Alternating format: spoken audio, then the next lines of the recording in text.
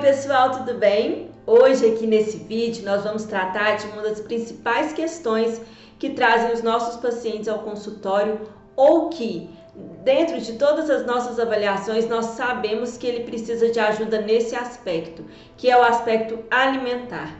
Quem não precisa de ajuda, gente? Me fala. Quem de nós é completamente bem resolvido com alimentação?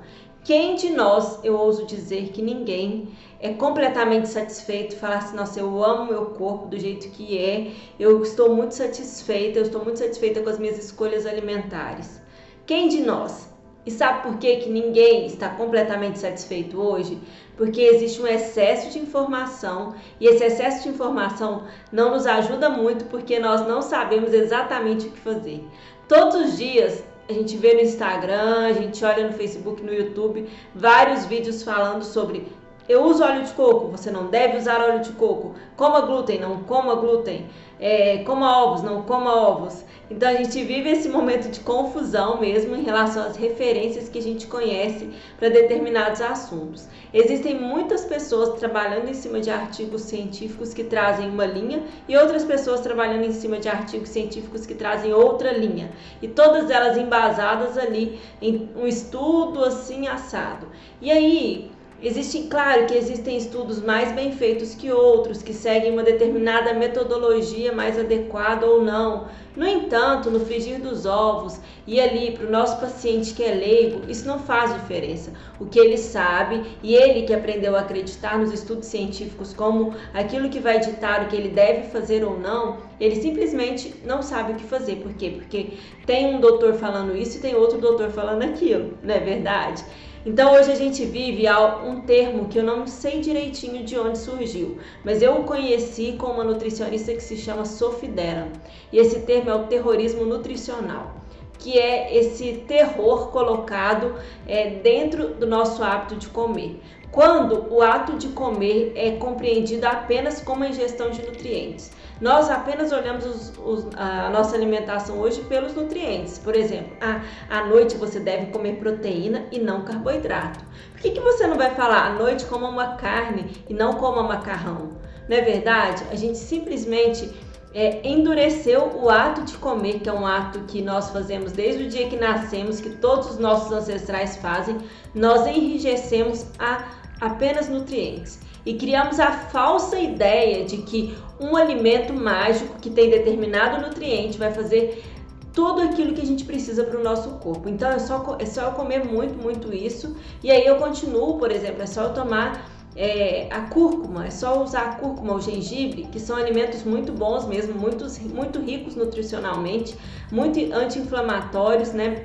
Aumentam o metabolismo. No entanto, se você não mudar aquilo que precisa ser mudado, você pode comer cúrcuma todos os dias, que não vai fazer diferença, entende? Então a gente está nesse momento em que nós continuamos buscando um salvador lá fora dos alimentos ou um salvador naquela dieta mágica que surgiu nova no mercado ou naquela farinha que resolve não sei o que, ou um salvador naquela ração humana, desculpa, não sei se existe isso ainda, ou um salvador naquele shake, e a gente está buscando sempre um salvador lá fora e não olha para o único caminho que existe de verdade para a gente fazer uma nova construção de hábitos, que é a partir de uma consciência alimentar adequada, a partir de uma transformação na nossa consciência. Então, meus colegas, minhas colegas, vocês podem sim ensinar todas as novas dietas para os seus pacientes, vocês podem trazer tudo aquilo que você está estudando. Por exemplo, você é da linha funcional? Ótimo, você pode trazer isso para os seus pacientes. Você é da linha plant-based? Ótimo, você traga isso para os seus pacientes.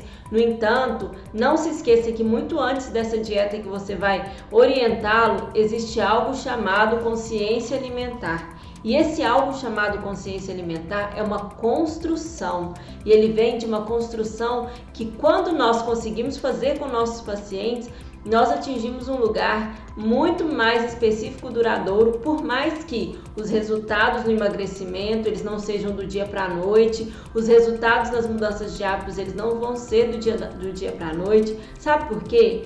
Porque se você gosta de comer chocolate, você vai continuar comendo chocolate. O problema é que é preciso que você encare realmente esse chocolate como o que ele está substituindo na sua vida, entendem? E aqui quem vos fala é alguém que vem trabalhando a consciência alimentar há pelo menos 10 anos. Eu estou nesse caminho há 10 anos, hoje eu tenho 38 anos. Quando eu tinha 28 anos, eu vou contar minha história para vocês rapidinho. Eu era uma pessoa que eu cresci com uma alimentação péssima, comendo muita bolacha, muito farináceo, bolo, né? Eu tive uma alimentação ao longo da minha vida muito ruim mesmo. Por quê? Porque eu não gostava, não queria comer, era muito difícil para os meus pais conseguirem realmente me convencer. Eu era uma criança meio teimosa, que emburrava, que vomitava, enfim. Desistiram, né? Mas tá tudo bem, tá tudo certo. E eu cresci assim, doente, com uma relação com a alimentação extremamente adoecida mesmo. Só que eu era magra, eu sempre fui mais magra assim, então aquilo não me incomodava, porque não mexia no meu corpo, tava tudo bem pra mim. Quando eu entrei na adolescência, eu continuava magra e comendo muito pouco e tendo muitas dificuldades alimentares mesmo. E aí, na adolescência, eu tive um problema de saúde grave por não me alimentar adequadamente. E quando eu tive esse problema de saúde grave, a minha mãe, ela se transformou num monstro quase, né? E aí ela realmente sentava do meu lado e me obrigava. Eu já tinha 15 anos nessa época, né? Então eu já era uma adulta praticamente, eu já tinha uma ideia de que aquilo era necessário. E aí ela simplesmente sentava do meu lado e me obrigava a comer. E nesse período eu acabei aprendendo a comer algumas verduras, um pouco de salada. Comecei a comer a carne, porque nem isso eu comia, eu nunca gostei de comer carne. Tanto é que hoje a carne não faz parte da minha dieta. Eu me tornei vegetariana aí há uns 7 anos atrás. Hoje eu voltei a comer peixes e não me considero mais vegetariana. No entanto, a carne vermelha nunca fez falta para mim, eu nunca senti vontade de comer. Então naquela época minha mãe pegava no meu pé e eu tinha que comer absolutamente tudo que era saudável. Então eu acabei aprendendo e melhorando ali perto dos 15, 16 anos. Depois eu me mudei de cidade, fui morar sozinha para fazer colegial, fazer faculdade. Nessa época, todo mundo que lembra de mim na faculdade se lembra daquela pessoa que comia muito mal.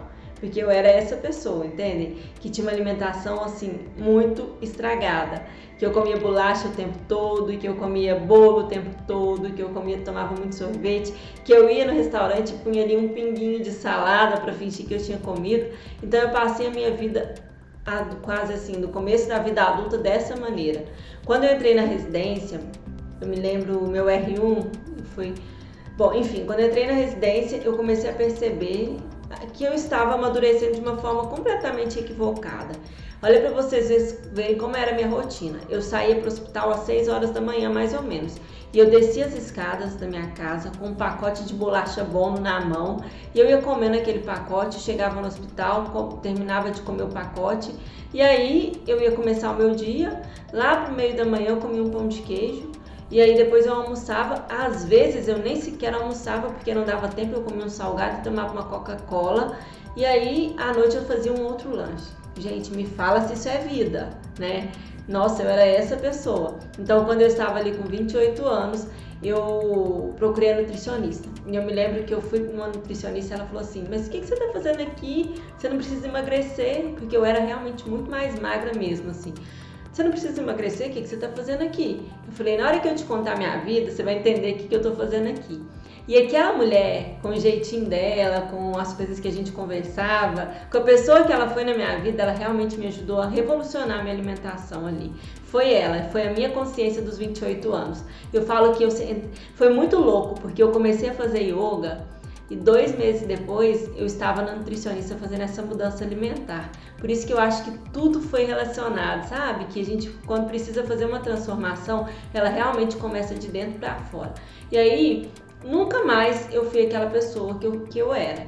Eu tive que lutar muito tempo e até hoje tenho ainda que entender e compreender o que me leva à fome emocional. E algumas vezes eu realmente não me importo de comer chocolate, não me importo de comer sobremesa. Por quê? Porque eu sei que não é aquilo ali que vai me matar. Eu tenho que olhar para todo o meu processo de alimentação ao longo do dia, da semana, do mês, do ano. Uma vez ou outra não é o que vai acabar comigo, entendem? Só que, como que a gente se sente quando come um chocolate fora de hora? Nós, médicas, nós sabemos que a gente se sente super mal. Por quê? Porque existe esse terrorismo que diz pra gente que, nossa, você não pode comer nada disso, ok? Eu sigo uma pessoa na internet que ela é low carb e dentro das pessoas low carb, que eu acho às vezes um pouco exageradas, ela é uma pessoa que eu gosto muito. Não lembro o nome dela agora, viu? Senão eu falava. Bom, mas enfim, mesmo assim, algumas postagens eu leio e eu falo, nossa, eu tinha que mudar isso, hein? E aí a gente vai naquele mesmo lugar, que é o lugar que os nossos pacientes vão chegar pra gente, de autopunição. Nossa, como eu sou péssima, eu não consigo parar de comer isso. Você acredita que eu como pão? Gente, hoje todo mundo tem vergonha de falar que come pão. Por favor, né? Que mundo é esse em que a gente tem essa expectativa tão alta sobre nós mesmos, sobre as nossas próprias mudanças? E aqui eu não estou criticando nenhum tipo de dieta. Eu só estou falando que temos que ser realistas com a vida do nosso paciente e com a nossa própria vida. A pessoa que vai chegar pra gente, muitas vezes, ela chega cheia de erros alimentares. E você pode entregar para ela ali a dieta, ela vai estar motivada mesmo. Em 20 dias ela vai conseguir fazer aquela dieta e tal, e vai manter ali 3 meses, 1 ano. No segundo ano ela já começa a engordar de novo. Por quê? Por que vocês acham que isso acontece, gente? E acontece com a maioria das pessoas, e nós sabemos que acontece esse efeito sanfona. Por quê? Porque não começou no lugar certo, que é o lugar de consciência mental, de consciência emocional, de compreensão de todo o processo que é o comer. Todo o ato que é o se alimentar, entendem? Então, gente, é aí que nós vamos entrar com o principal ingrediente para começar a fazer a mudança do seu paciente. E aí eu te pergunto, tá, tudo bem, você vai me falar, mas o paciente ele não vem aqui para ter consciência, ele vem aqui para resolver o problema dele. Só que você vai mostrar para ele que o problema dele só é resolvido com consciência.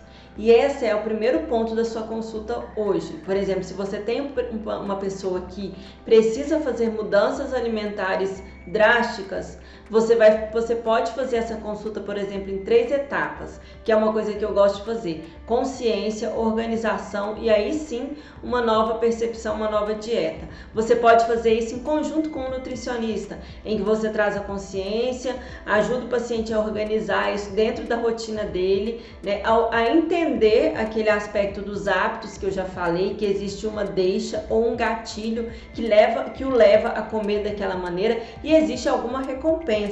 Então, se você começar a atuar na deixa e na recompensa, a rotina vai ser mais fácil de mudar, entendem? Então, como que a gente começa com a questão da consciência? A consciência é a partir do momento em que a gente entende que aquela pessoa que está sentada ali na nossa frente, ela tem uma história de hábitos alimentares. E é importante que ela mesma conheça a sua história. Por exemplo, a minha relação com o bolo de chocolate vem da minha avó. A minha avó era uma boleira de mão cheia. Então, chegar na casa da minha avó, o carinho dela vinha com bolo de chocolate.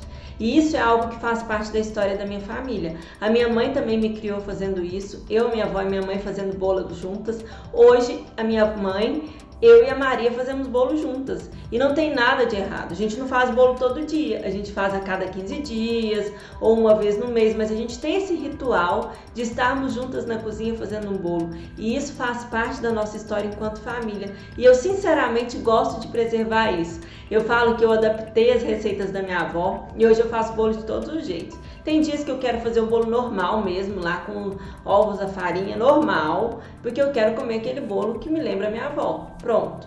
Tem dias que aliás, a maior parte do tempo eu substituo as farinhas, porque eu sei que tem algumas que são realmente melhores, fazem menos mal e até mais saborosas. E eu ensinei isso pra minha mãe, né? Ela tinha certos preconceitos, eu ensinei outras farinhas pra ela, tipo coco, né? A aveia, e aí ela gostou bastante. Então, às vezes a gente substitui as farinhas, a gente substitui o açúcar, põe um açúcar mascavo, a gente troca, às vezes põe a banana no lugar de alguma outra coisa, entendem? Então, a gente melhorou o bolo. Só que o ritual do nosso bolo continua. A gente come bolo todos os dias? Não. Mas entendam que por trás da história da minha alimentação, da minha questão com o bolo, tem essa história da minha família.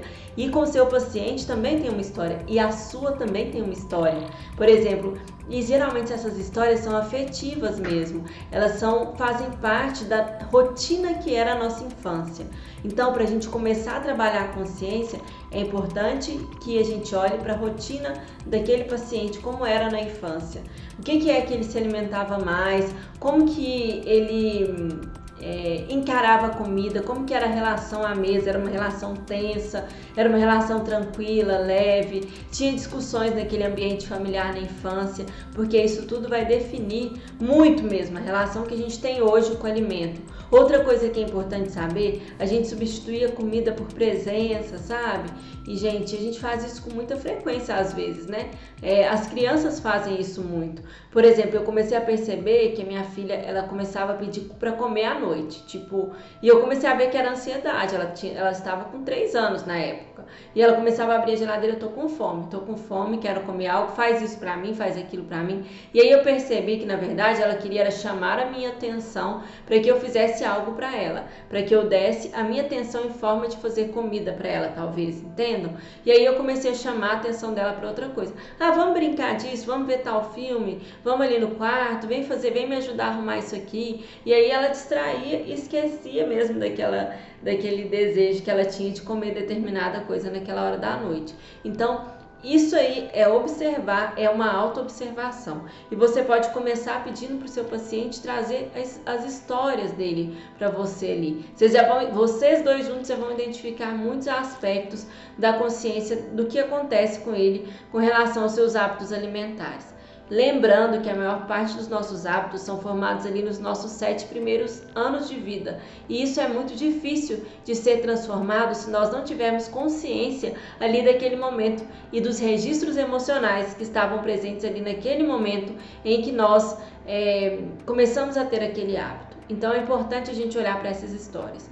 E é importante também a gente criar rotinas de consciência. Por exemplo, para mim não tem nada melhor para uma rotina de consciência do que um recordatório alimentar. Entregar mesmo um caderno para a pessoa e pedir para que ela anote, ou ela anota no celular, hoje a gente usa muito o celular, né, bloco de notas, e a pessoa anota ali tudo que ela comeu ao longo do dia, todas as coisas.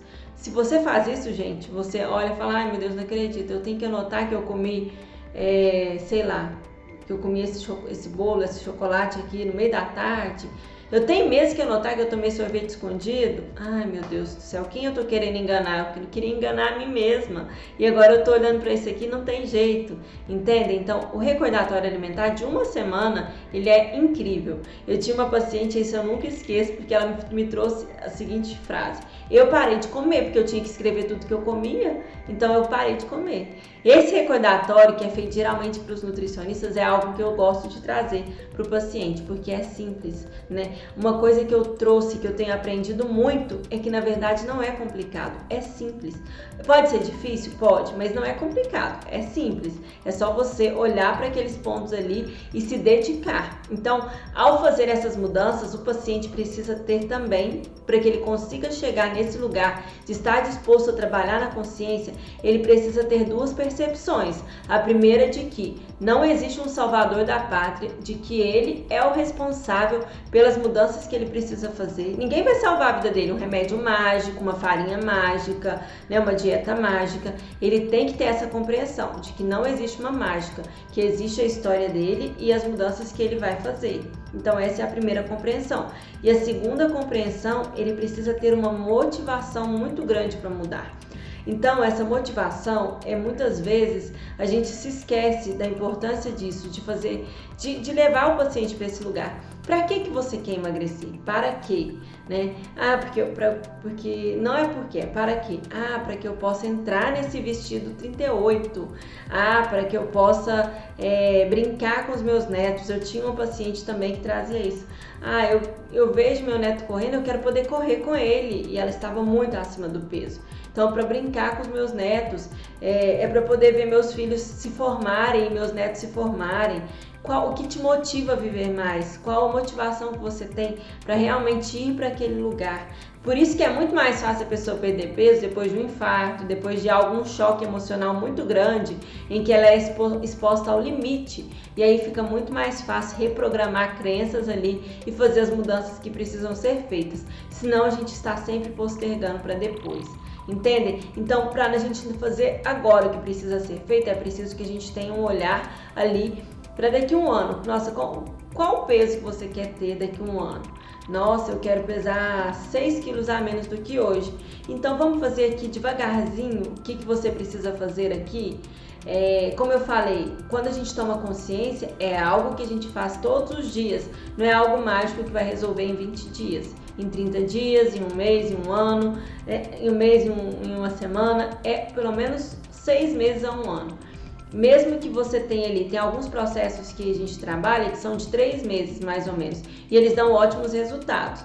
E aí, só que a pessoa precisa continuar olhando para aquilo ao longo das próximas semanas, para que ela realmente possa ter uma resolução do processo, entende?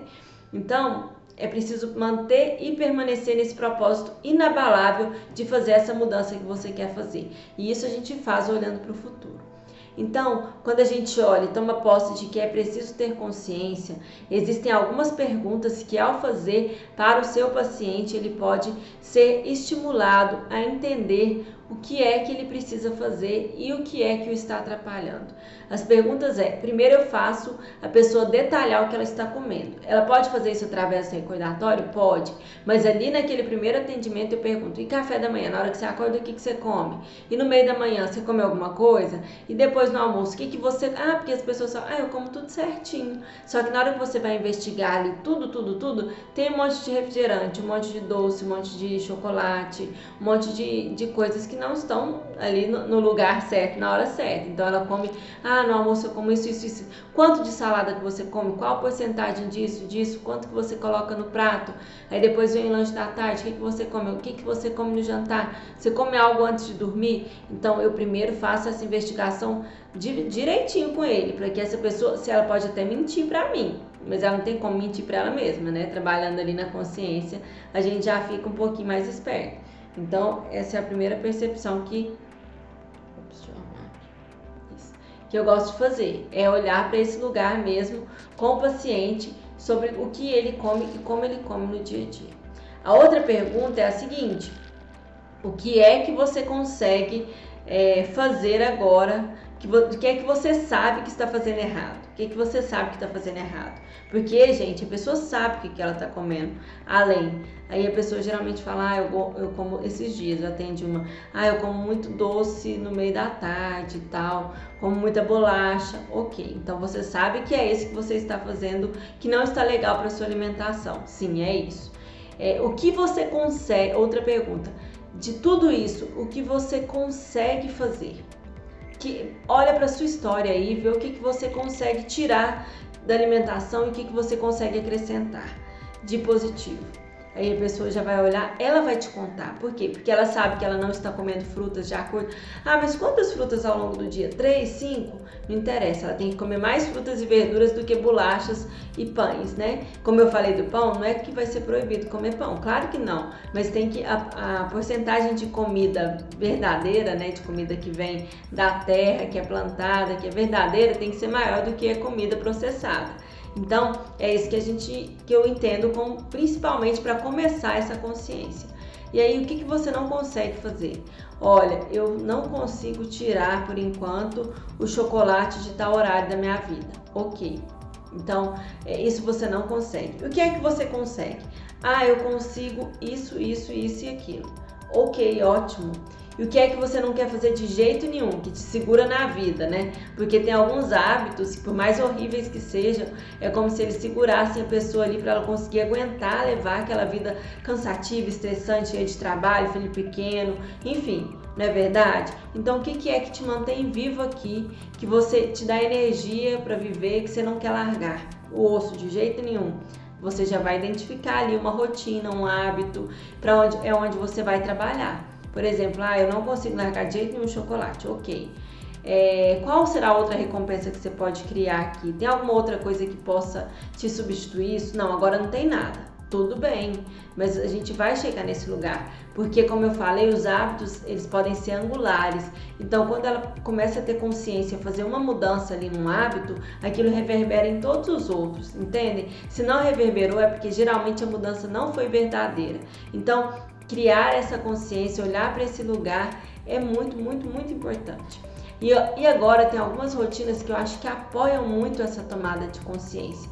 Então, quando a gente come, né, quando nós comemos, primeiro, quais os estados emocionais estão envolvidos ali na hora que eu me alimento? Eu sento para comer despreocupada? Eu consigo tirar ali de mim tudo que está me causando estresse? Ou eu sento para comer e vou engolindo a comida de uma vez e trazendo um monte de coisa junto com a comida e pensamentos acelerados? Como que é a minha rotina na hora de alimentar? E aí isso é algo que você pode trazer para o paciente criar uma nova rotina. Por exemplo, olha, é importante que você esteja tranquilo na hora de comer. Vai tomar café da manhã, vai almoçar, vai jantar, esteja tranquilo, esteja em paz. Busque essa paz fazendo 1 minuto de respiração antes de se alimentar, entendem? Eu passo muito isso, senta, vai comer, vai almoçar, você sabe que tá com fome, vai comer muito, senta um pouquinho, vai no banheiro, se você estiver num lugar público, senta um pouquinho, fica 1 minuto inspirando e expirando e vai se acalmando para que você possa ir para a sua alimentação calmo. E aí você consegue, com certeza, fazer escolhas mais conscientes. Durante a alimentação, por exemplo, almoço, jantar, café da manhã, café da tarde, você consegue sentir os sabores. Então seria muito legal se você buscasse os sabores, né? Tem aqueles principais sabores da Ayurveda que eu gosto muito, que é o doce, o amargo, o azedo, o adstringente e o picante, né? Então você consegue reconhecer esses sabores todos numa comida? Vá mastigando, sentindo prazer mesmo e sentindo se tem algum sabor ali. Esse aqui hoje tá mais salgado, esse aqui tá mais doce. Nossa, tem alguma coisa apimentada aqui. Então vá sentindo os sabores. Por quê? Porque isso vai te trazendo sensações que te levam para uma consciência e te levam para uma sensação prazerosa. Porque o nosso problema com a compulsão alimentar é quando a comida deixa de ser um prazer e ela passa a ser só recompensa. Ela passa a ser aquela nutrição que vai lá no fundo para nos resgatar de algum lugar, para nos resgatar da tensão, do estresse, do cansaço. Se a gente volta para o prazer ali de comer, a gente come mais devagar, a gente vai experimentando os sabores e vai reconhecendo os nossos processos. Então tudo isso são questões pequenas que você pode anotar aí de como você vai abordar essas partes da consciência na alimentação do paciente. Então, essa consciência, que é o que ele vai adquirindo em todos esses processos, ela é algo que tem que ser aprendida. Só que o resultado é duradouro, ele é para sempre, entendem? Então, assim, pode ser trabalhoso, pode ser um pouquinho trabalhoso, só que a gente tem ali algo que a gente leva para uma vida toda. Esse trabalhoso também, ele tem que ser despertado como uma alegria de ter consciência. E o que é isso? É o seguinte, eu quero muito ter uma saúde melhor, quero muito melhorar a relação com o meu corpo, melhorar minha autoestima, perder peso.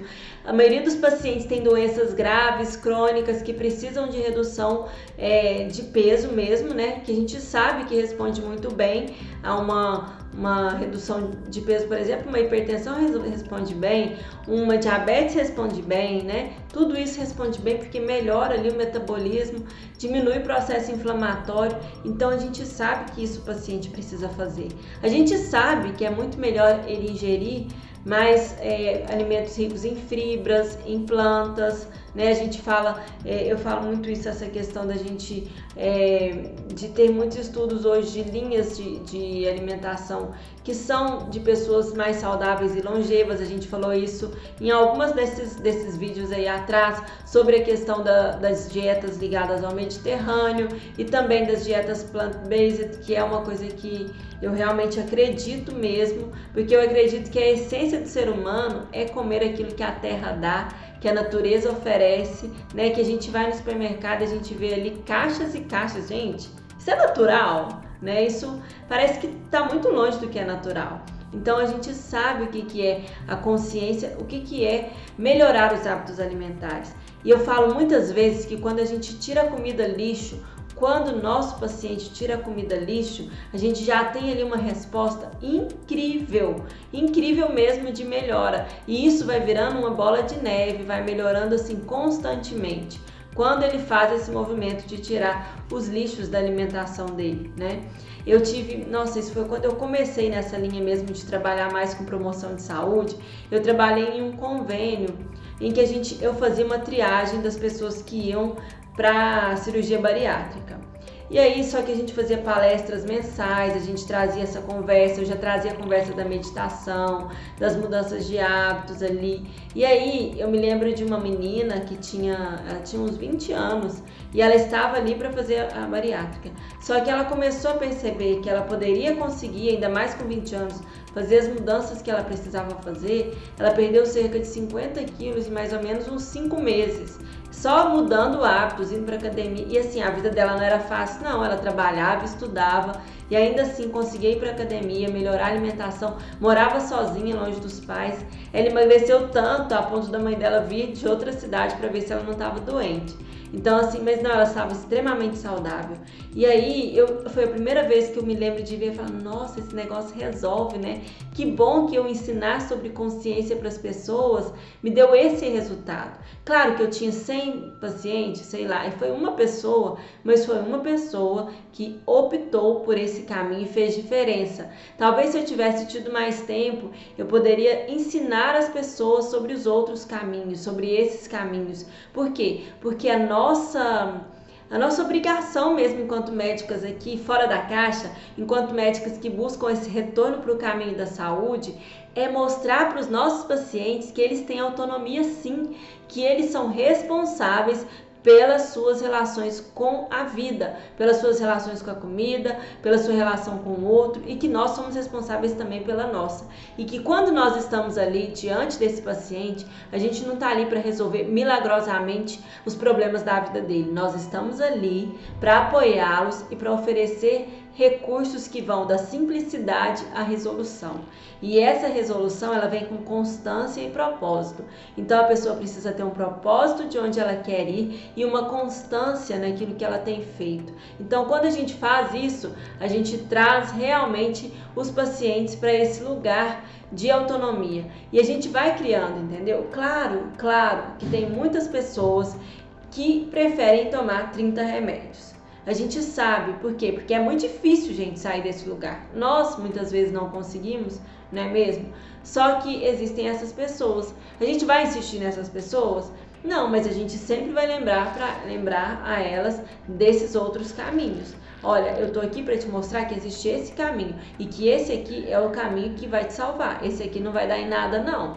Então, nessa mesma época, eu tinha muitos pacientes resistentes que não queriam largar um medicamento mágico, que não queriam acreditar que eles podiam fazer mágica na sua vida mudando seus hábitos.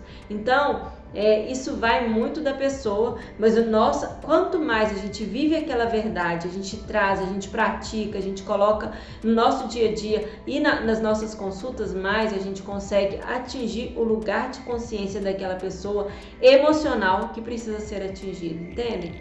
Então, é muito de nós, deles, claro, mas a gente também pode fazer a nossa parte. E aí, algumas vezes a gente vai ter resultados e outras não. Mas e se a gente sempre estiver dando os nossos 100%? A chance de que a gente consiga resultados duradouros naquela pessoa é muito grande, entendem?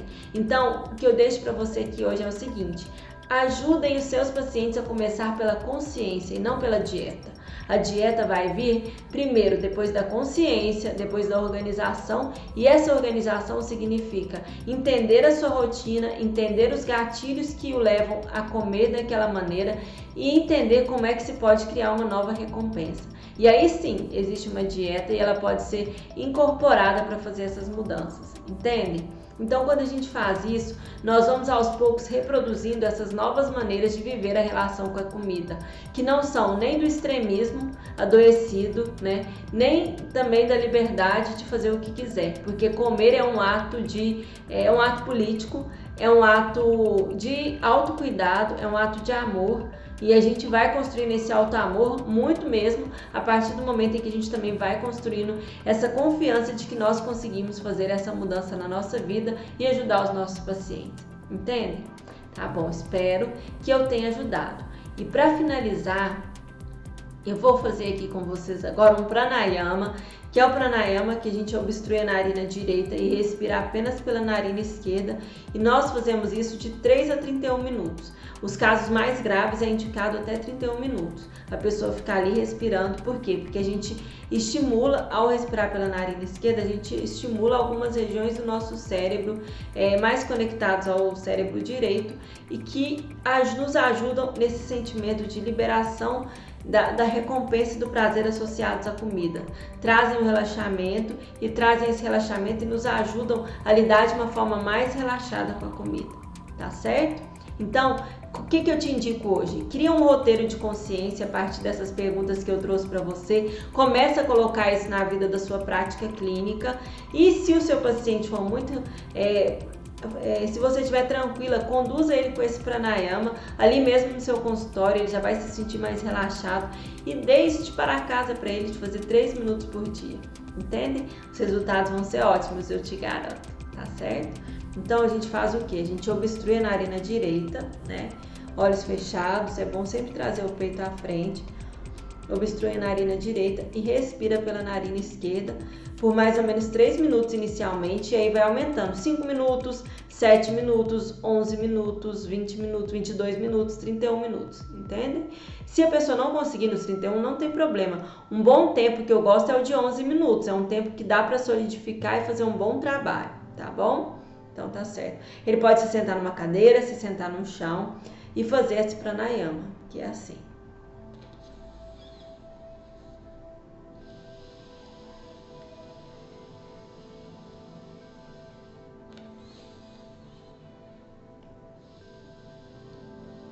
É interessante que a gente faça o mudra com a mão esquerda e coloque aqui na perna enquanto a gente está fazendo a respiração pela narina esquerda, ok?